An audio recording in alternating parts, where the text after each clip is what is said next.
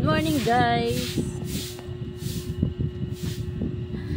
So, ayan, kararating ko lang dahil maaga kaming umalis kanina, mga mag-alas 5. Para mag-alas 5 na yata umalis kami kasi nga pumunta ako ng PGH dahil magpapa-check up ako.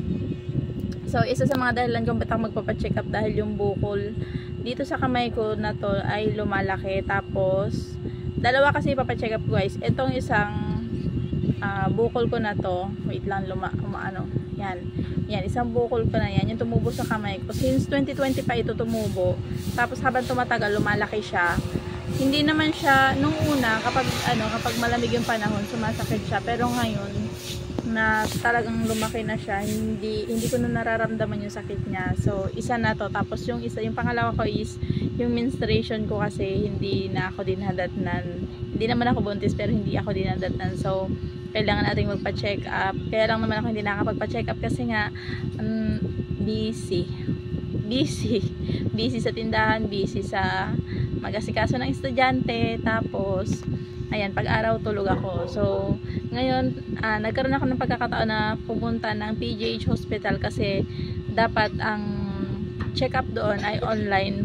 Dapat meron kang online appointment. So yun sa akin kasi nakapag online appointment na ako, and then wala namang magme-message sa akin kung kailan yung schedule ko, kaya pumunta ako doon.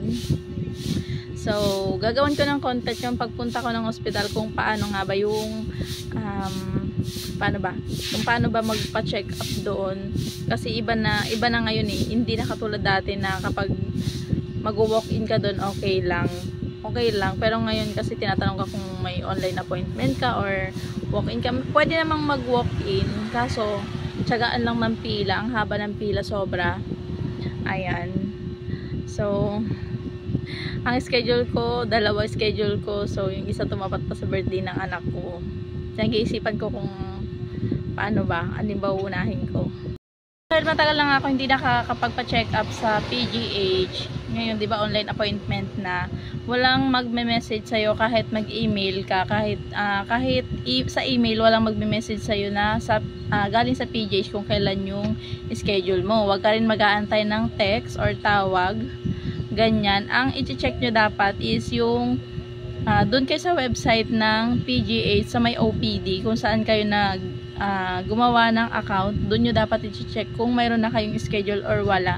Kasi sa akin, ganun yung experience ko ngayon, para hindi masayang yung punta nyo sa PGH para magpa-appointment or magpa-schedule ng check-up. Check nyo muna yung website ng OPD. Doon makikita ninyo kung mayroon na kayong schedule at kailan yung schedule nyo. So sa akin, ganun yung nangyari, dahil pag punta ko doon, ganyan sabi ko, magpapa-schedule ako kung wala pa kasi ako, may blue card na ako pero wala pa akong schedule. So magpapa-schedule ako. Pagtingin nila doon sa computer, sabi sa akin, ma'am, meron ka ng schedule October 31. Kaya yun, nilagay na lang sa blue card ko yung schedule ko, and then babalik ako ng October 31. So yun lang, guys, update ko na lang kayo sa aking next basta next update na lang.